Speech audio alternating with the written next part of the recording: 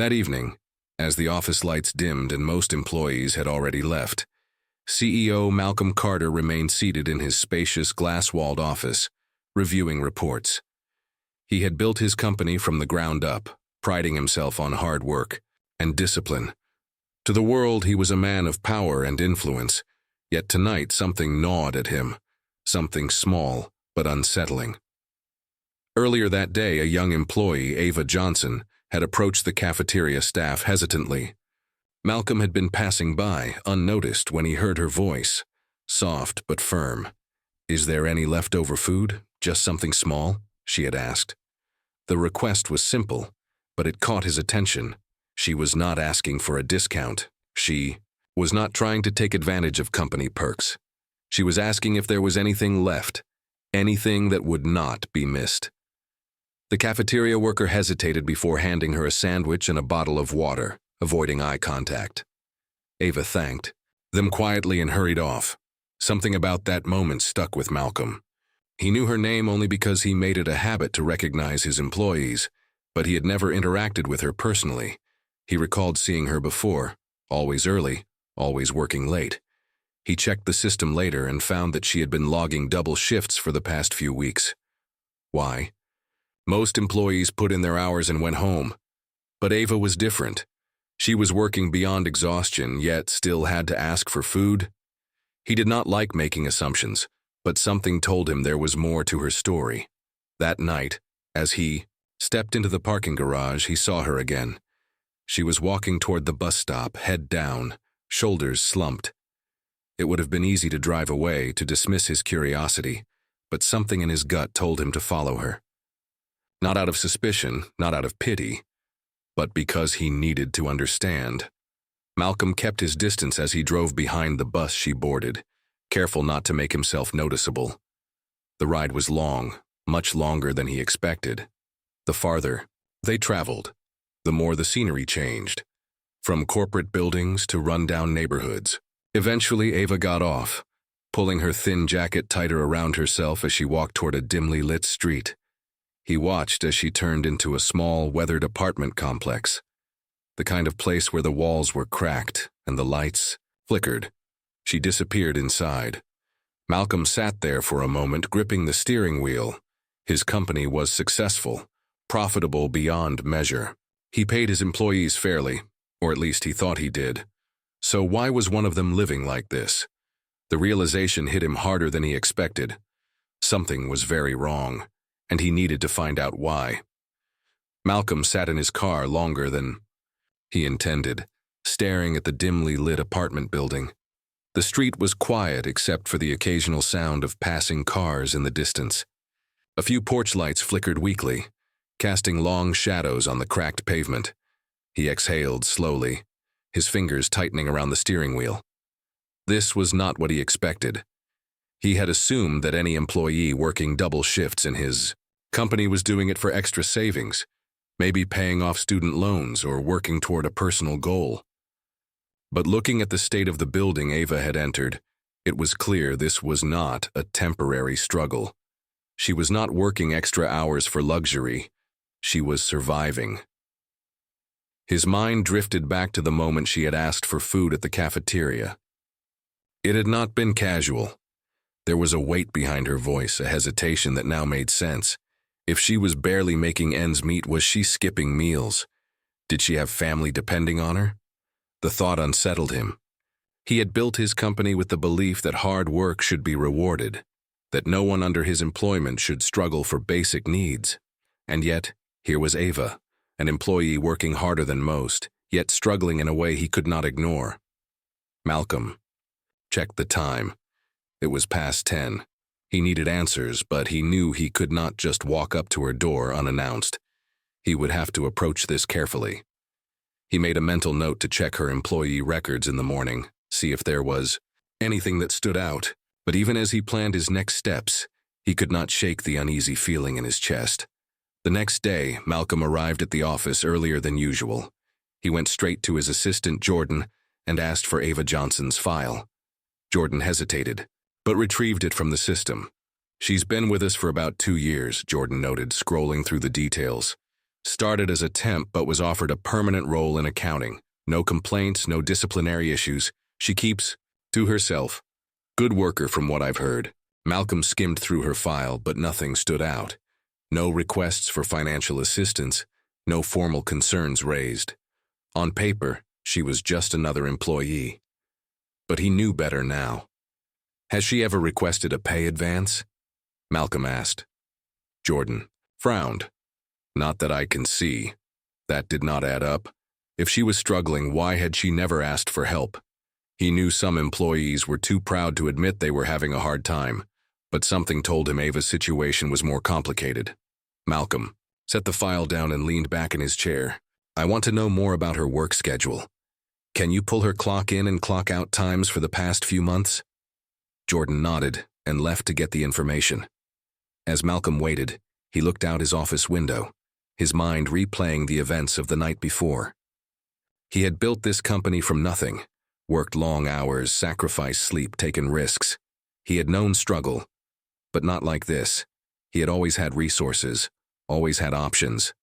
Ava, on the other hand, seemed to be running on nothing but sheer willpower. Minutes later, Jordan returned with the report. You were right, she's been working back-to-back shifts, sometimes clocking out just hours before she clocks back in. This has been going on for weeks. Malcolm scanned the report, his frown deepening. This was not just someone trying to get ahead. This was someone desperate. Is she here yet? He asked. She should be. She always comes in early. Malcolm stood, his decision made. I need to talk to her.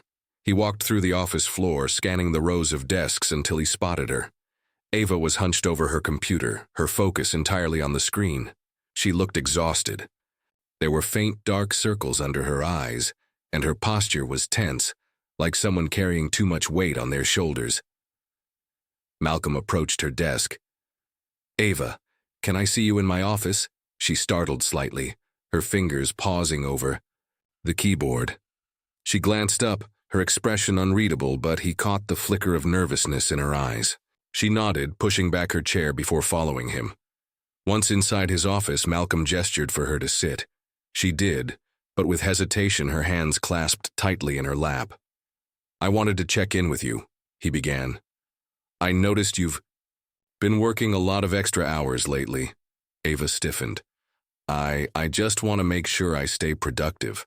Malcolm studied her. It is more than just productivity, though, isn't it? She dropped her gaze, her fingers twisting together. I just need the hours, he leaned forward. Ava, if you are struggling, there are resources available. We have employee assistance programs. You do not have to do this alone. She shook her head quickly. I do not need charity. I just need to work. Something in her voice told him this conversation would not be easy. There was a wall up, one built from years of keeping her struggles private. He had seen it before. The pride, the refusal to ask for help, the belief that hard work was the only answer. Last night I saw you take the bus home, he admitted. I followed you. Her head snapped up, eyes wide with alarm. You followed me. He held up a hand before she could say more. Not because I wanted to invade your privacy, but because I saw you asking for food in the cafeteria, and something about it did not sit right with me. Ava's face flushed with embarrassment. She looked away, her jaw tightening. You are a good worker, Ava, one of the hardest working people here, and yet you are barely getting by. That should not be happening. For a long moment she said nothing. Then finally, in a voice barely above a whisper, she said, It is just life. Malcolm did not accept that answer. He knew there was more. I am not here to judge, he said gently. I just want to understand. Ava exhaled shakily. I have to take care of someone, she admitted. That is why I need the hours. Malcolm's mind raced, a child, a sick parent, a sibling. Whatever it was big enough that she was willing to push herself to the limit to handle it alone. He was about to press further when she stood abruptly. I appreciate your concern, Mr. Carter, but I do not want any special treatment. I just need to work. She turned to leave, but Malcolm's voice stopped her. Ava, you should not have to fight this battle alone. She hesitated but did not turn around. A moment later, she walked out, closing the door softly behind her. Malcolm sat back, watching the door she had just exited through. He knew this conversation was not over. Whatever Ava was hiding, it was bigger than he had thought, and he was going to find out the truth. Malcolm watched the door for a long moment after Ava left. He had seen it in her eyes. She was holding something back, something heavy. He could respect pride, but he could not ignore what he had seen. Ava was barely keeping her head above water, and yet she refused help. That told him whatever she was dealing with was not just financial struggle. It was deeper. He leaned back in his chair, running a hand over his face. There were ways to help people without making them feel like charity cases. He just needed to figure out how. The next few days, Malcolm kept a quiet eye on Ava. She was always at her desk, focused, efficient, never slacking. But there were signs, small ones. The way her hands trembled slightly when she typed too long. The way she checked her phone but never smiled at the screen. The way she always turned down lunch invitations from co-workers, giving polite excuses. One evening, after most employees had left, he spotted her slipping out of the office again. Instead of heading to the bus stop, she walked in the opposite direction, her pace quick, her shoulders tense. Malcolm hesitated for a second before following. She walked for blocks, weaving through quieter streets until she reached a small grocery store. Inside, he watched from a distance as she moved through the aisles carefully, picking up items, checking prices, putting things back. It was clear she was calculating every cent. When she reached the register, she pulled out a worn envelope and handed the cashier a few bills. Malcolm saw the way her face fell when the total came up. She put back a small carton of milk and a can of beans. His stomach tightened. Ava left the store, carrying a modest bag of groceries. Instead of heading home immediately, she took a detour toward an older part of the neighborhood. Malcolm followed at a distance, keeping to the shadows. She stopped in front of a building, an even smaller, more run-down complex than the one he had seen before. She climbed the steps quickly and knocked on a door. A moment later, it opened and an older woman appeared, leaning heavily on a cane. Ava smiled at her, though the exhaustion in her face was clear.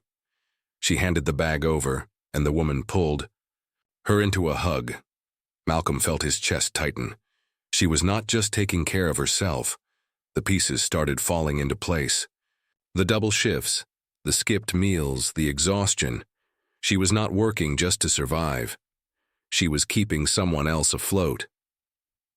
The woman spoke to her for a while, her voice too soft for Malcolm to hear. Then Ava nodded, giving one last reassuring smile before she turned and walked away, her posture straight but her steps heavy. Malcolm waited until she was out of sight before stepping closer. The apartment door was still open just a crack, and inside he could see a simple, dimly lit space. A small table with only 2 chairs, an old couch with a folded blanket on it, and a stack of medical bills sitting near the entrance. He exhaled slowly. Now he understood. Ava was not just struggling.